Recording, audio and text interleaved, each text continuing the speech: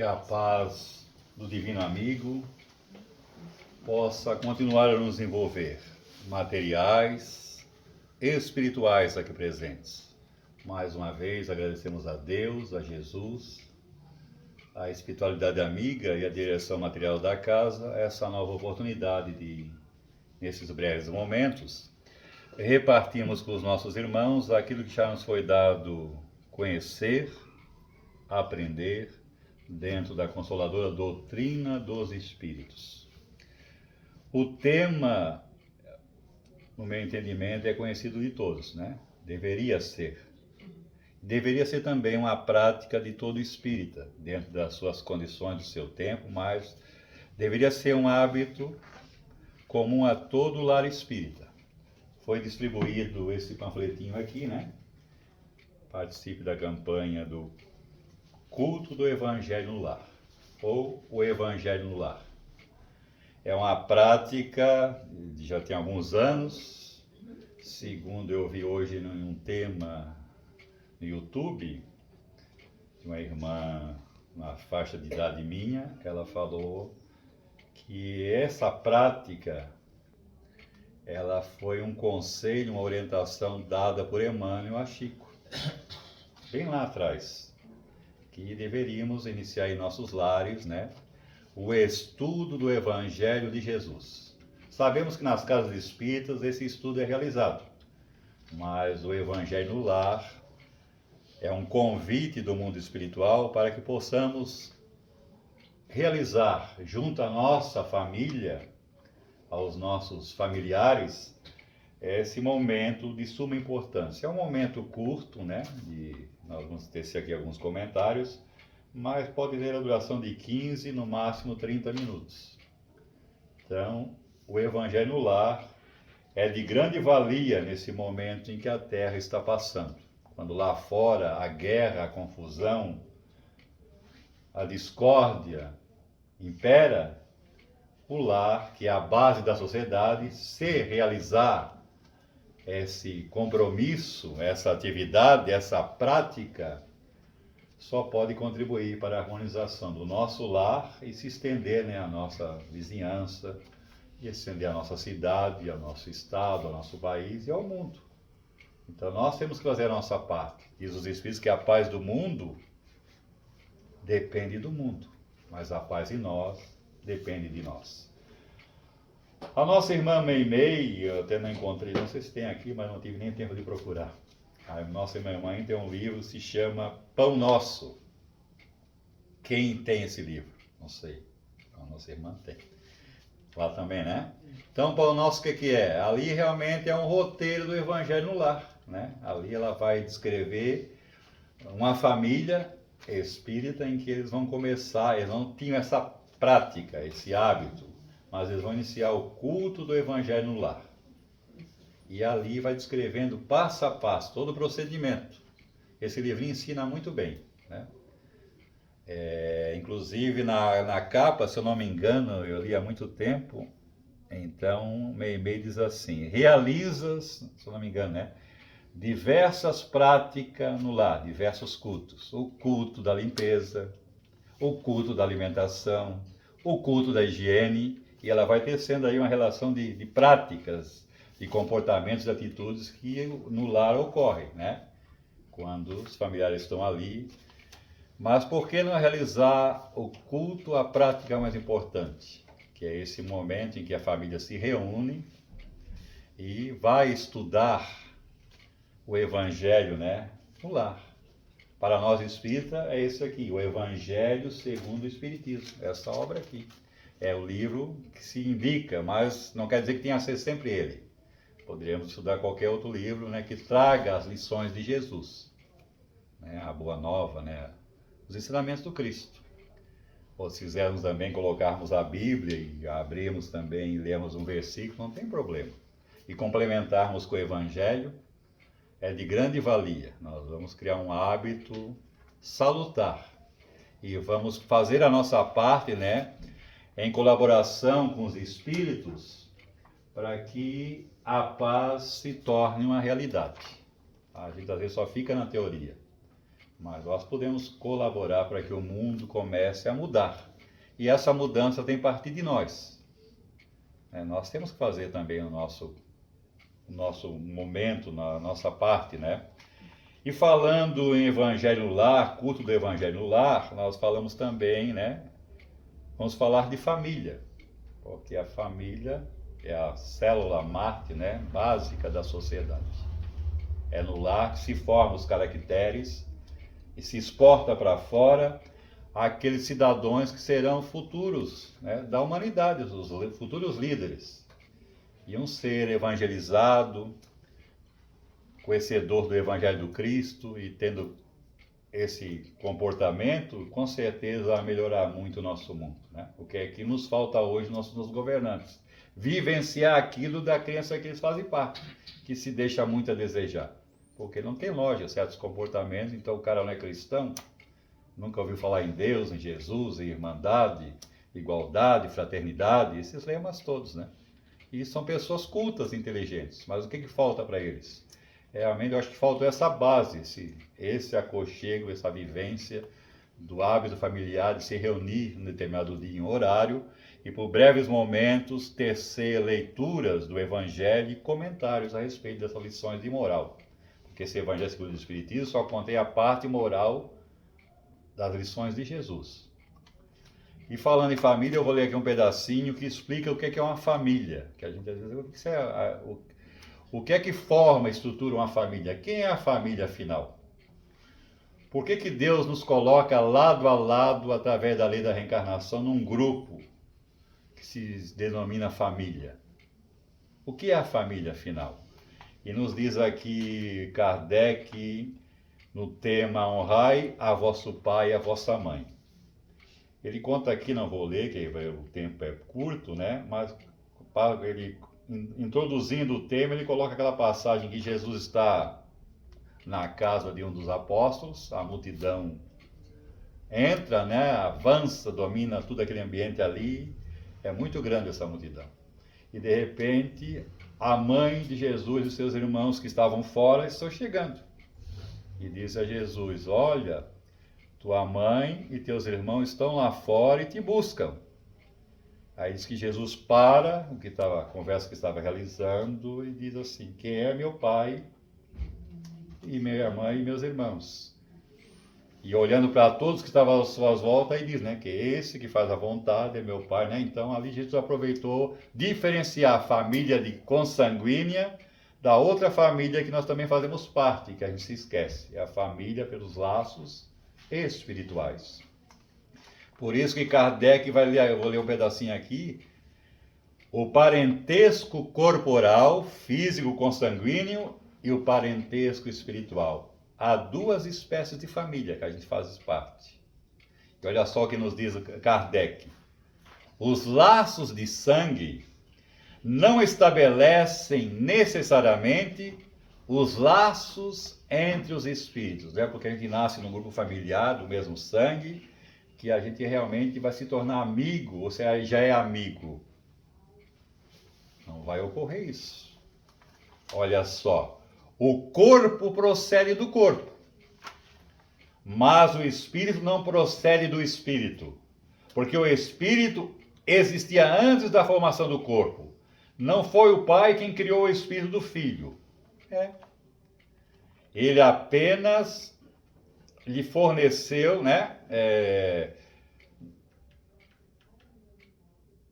Não foi o pai quem criou o espírito do filho. Ele não fez senão lhe fornecer um envoltório corporal, mas deve ajudar no seu desenvolvimento intelectual e moral para fazê-lo progredir. Então, no ato sexual apenas fornecemos, como pais, né, as estruturas físicas, né, para formar aquele novo corpo.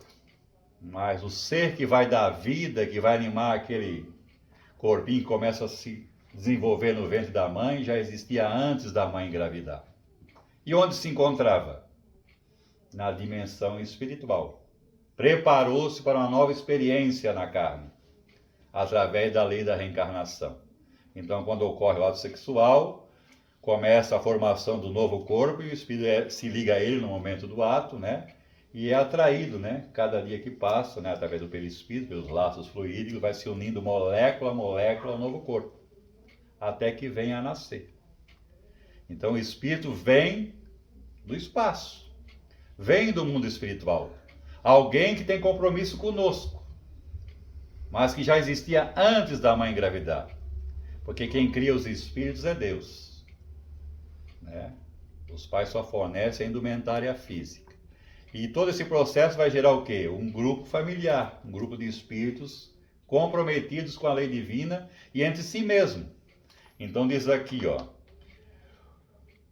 os espíritos que se encarnam numa mesma família, sobretudo entre parentes próximos, olha aí, ó, são os mais frequentemente espíritos simpáticos unidos pelos relacionamentos anteriores, que se traduzem por sua afeição durante a vida terrestre. Mas pode ocorrer também que esses espíritos sejam completamente estranhos uns aos outros. É o que mais acontece. Então, no lar, e nós não vamos continuar, porque nós vamos falar aqui alguns adendos do Evangelho no lar, mas então no lar, fechando, né, esse pensamento de Kardec, junto com o nosso entendimento, no lar, na forma de pais e filhos, e parentes e próximos, se reencontram amigos, muito poucos, e inimigos do passado, que renascem naquele grupo, naquela família, para o acerto de contas com a lei divina e uns com os outros. Espíritos endividados, comprometidos, vêm no ambiente e serão pais, filhos, irmãos, parentes próximos, para que aquela convivência do dia a dia no que se chama família, a gente possa então trabalhar o passado, as animosidades, os rancores, os ódios, as mágoas, os ressentimentos, para que a gente possa então ir para frente, fazer o processo de evolução. Então essa é a lei da reencarnação, permite que o espírito retorne ao local onde faliu, reencontrando aqueles que o prejudicaram ou que tenha prejudicado, para que faça o acerto. Mas às vezes a gente não consegue. A gente vem e se compromete mais ainda. Então, para que a gente possa acertar os nossos passos, agir de forma correta, nada melhor do que a prática do Evangelho no lar. E aí eu vou fazer uma pergunta aqui, e vocês também, se tiver alguma dúvida, podem me perguntar. Todos aqui realizam, sabe o que é o Evangelho no lar? Quem é que faz aqui? Pode levantar o dedinho, quer ver? Então é um grande número, né? Então, quem não faz, se tiver interesse, né, aqui vai o nosso convite. E eu vou ler aqui o roteiro trazido pela nossa irmã Terezinha de como proceder para esse momento, né? Então ela nos diz assim: para melhorar o ambiente afetivo de relacionamento, né, de pais, mães, irmãos, e espiritual, porque também nós temos o ambiente espiritual que nos cerca, nos envolve.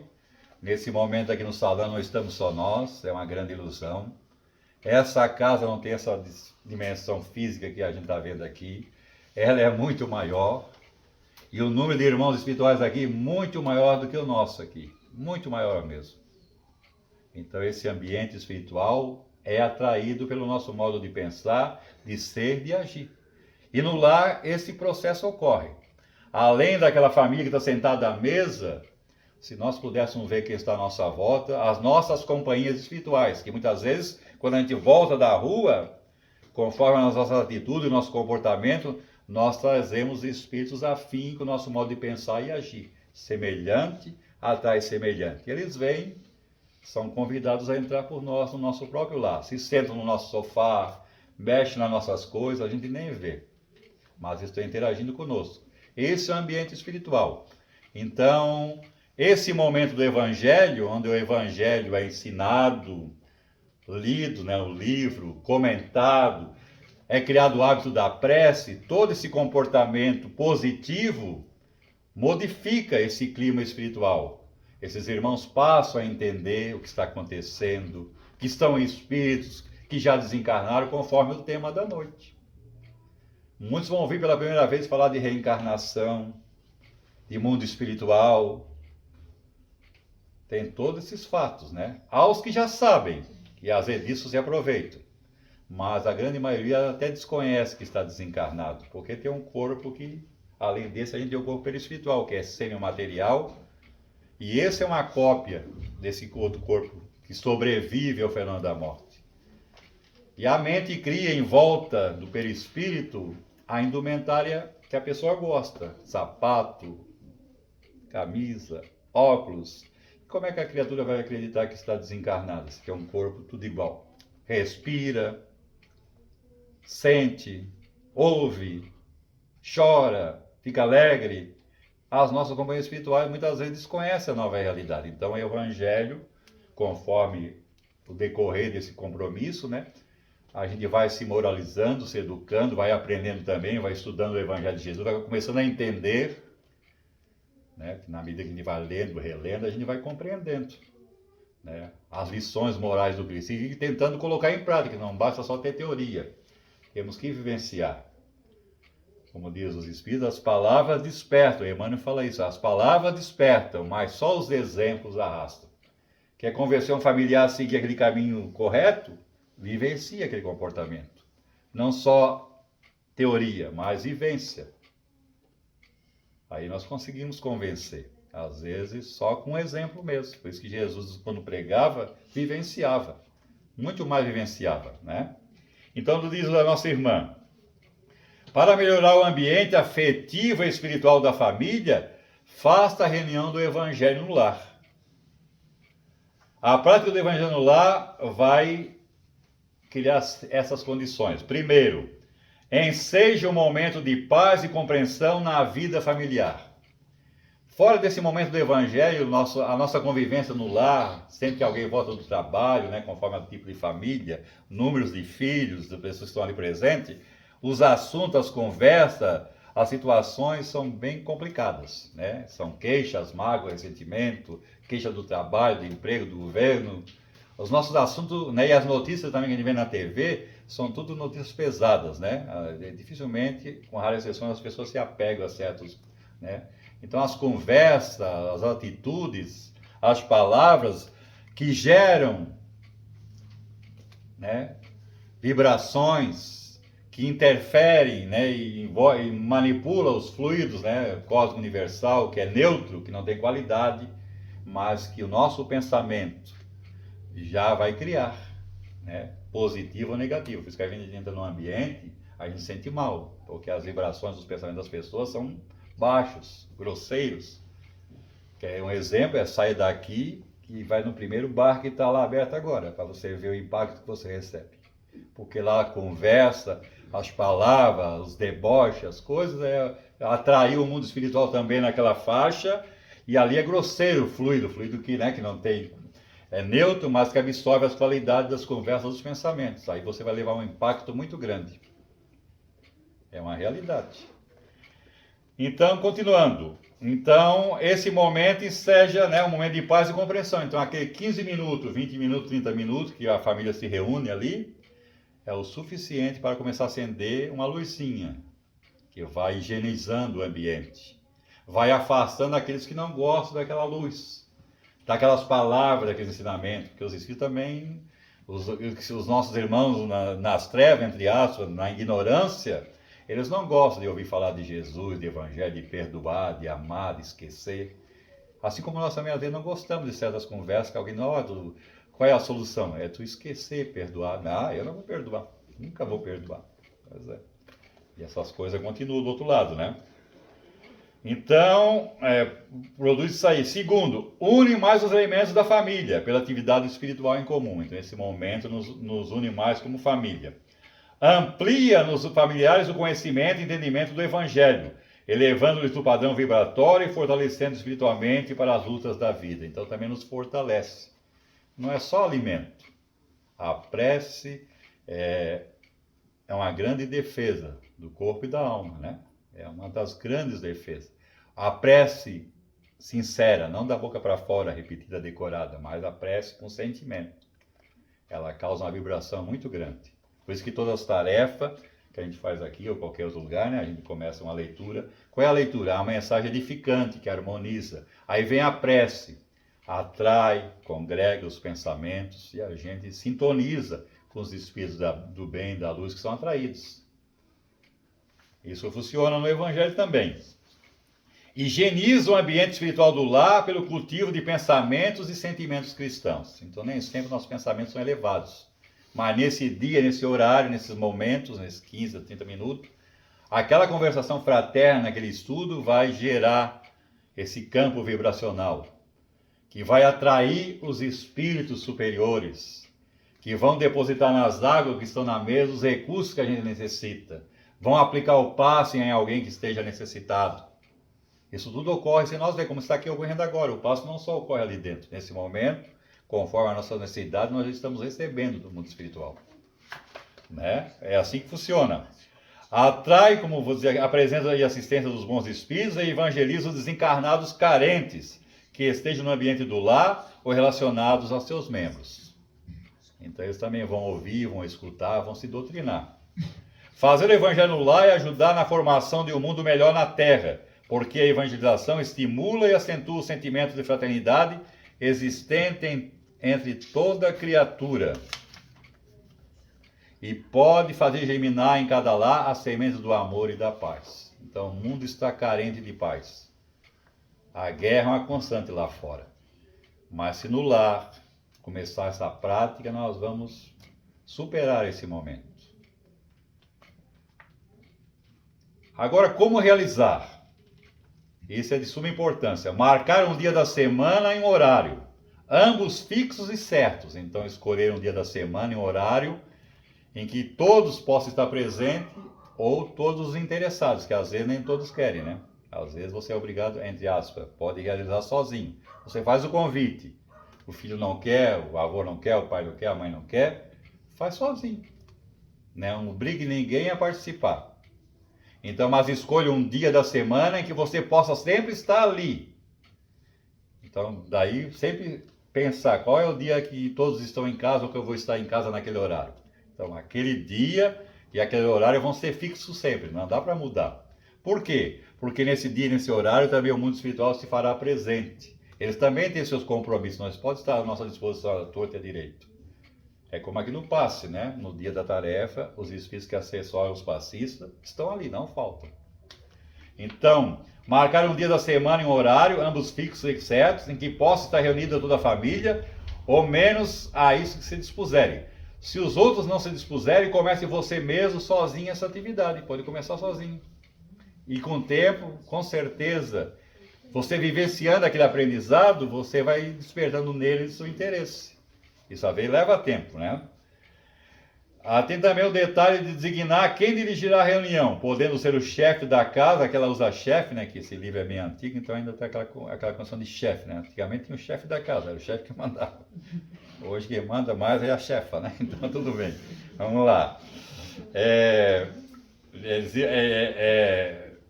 Da casa ou pessoa que no grupo tiver mais conhecimento doutrinário. Então, às vezes, o chefe, entre aspas, né? O pai, a mãe, eles têm vontade, mas não tem conhecimento, não tem estudo, não se dedicam. Mas o jovem, o filho, né? Alguém da casa tem mais hábito, tem mais recursos. Então, esse é que vai dirigir. Não tem que ser entre aspas, o chefão da casa, né? Mas a pessoa que está mais habilitada.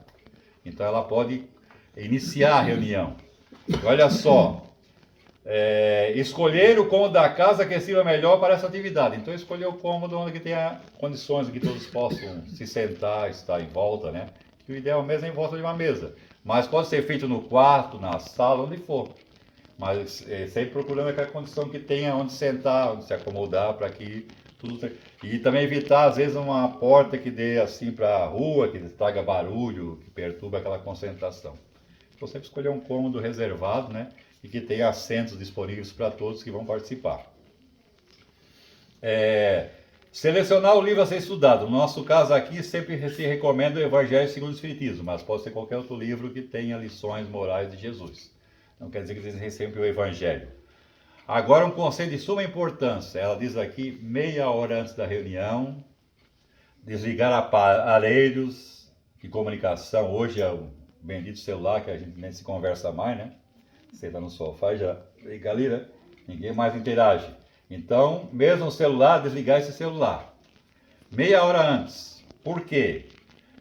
Televisão e outros, né? Para impedir a veiculação de ideias perturbadoras e agitantes no ambiente. Em seu lugar, poderá ser utilizado música suave, em volume brando, favorecendo o ambiente para preces e vibrações.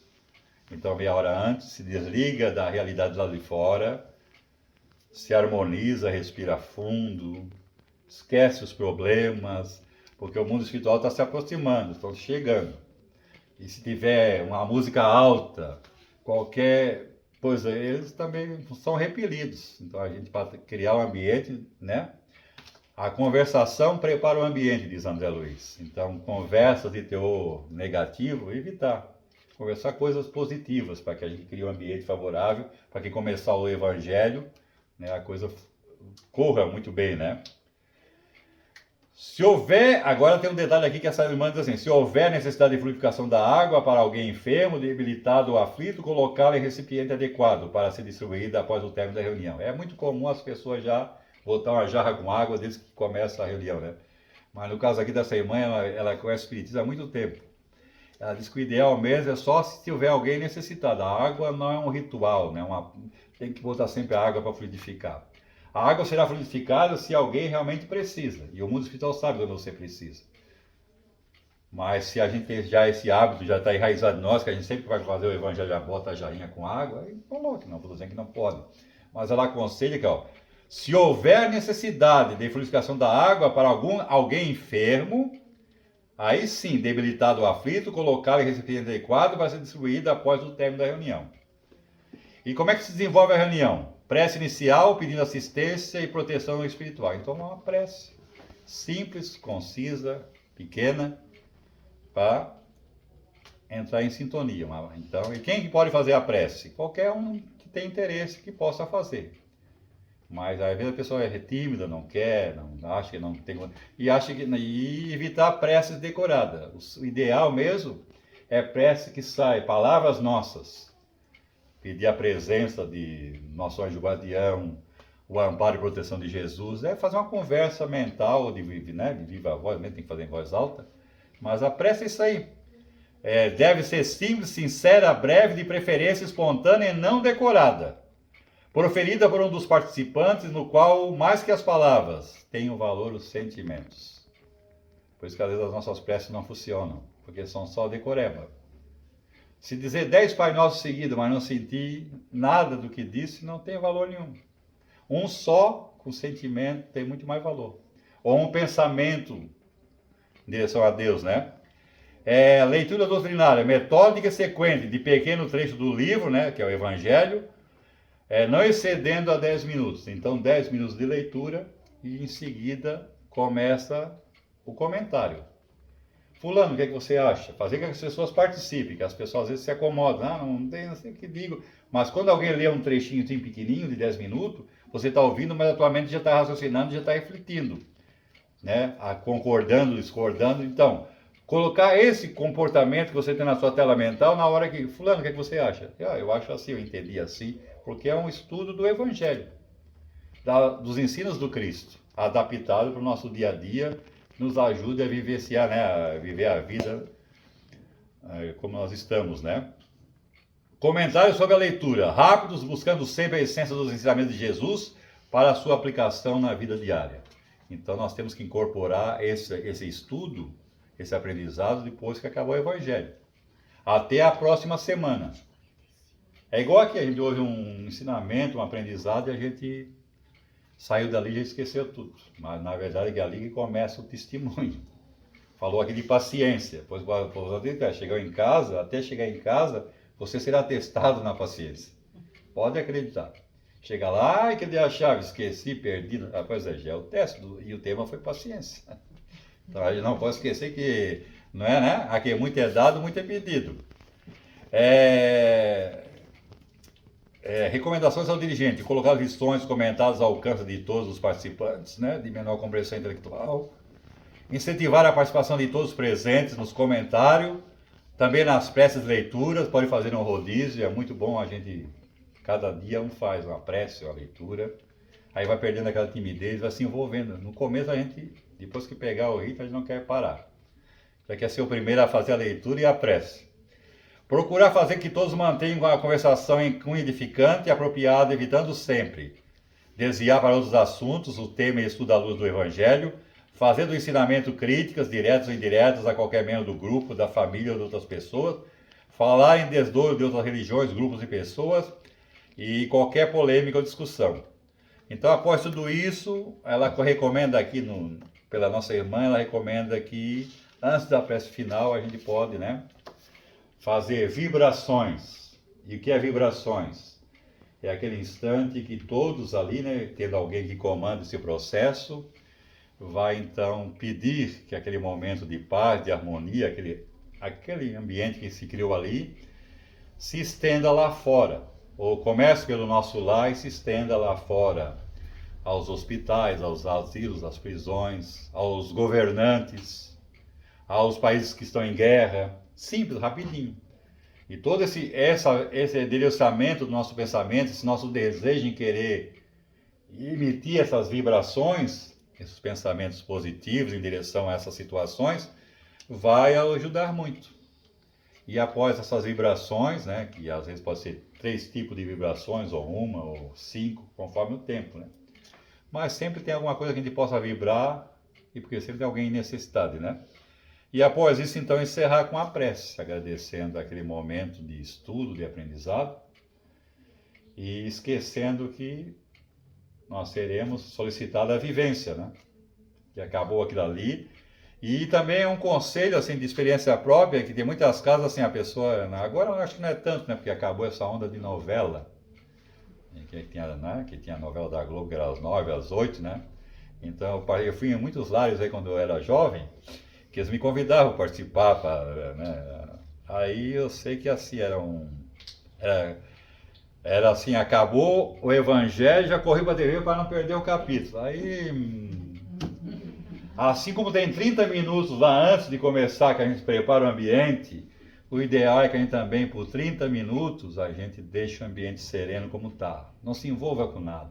Porque o mundo espiritual está trabalhando, está modificando o ambiente fluídico, está dando um passe, está encaminhando o irmão que nos assedeia a uma colônia, ou conversando com ele ainda, ou usando os nossos recursos fluídicos. Muita coisa está acontecendo na dimensão espiritual à nossa volta, que precisa desse recurso, desse momento de paz, de harmonia, da vibração da prece, do comentário que ainda fervilha na nossa mente, da nossa reflexão e meditação.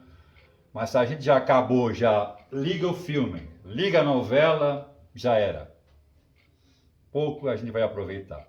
Então, o Evangelho é esse convite que nós deixamos, está aqui no folhetinho, tem um roteiro correto, né?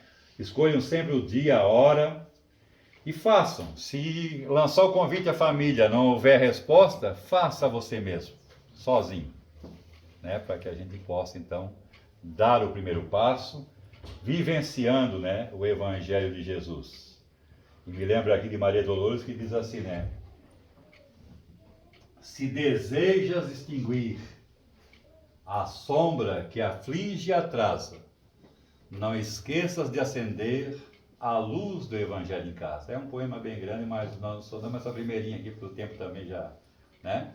E ainda nos foi dada a condição de agora encerrar também a tarefa da noite. Então, nós agradecemos a todos os pensamentos positivos, a atenção, o carinho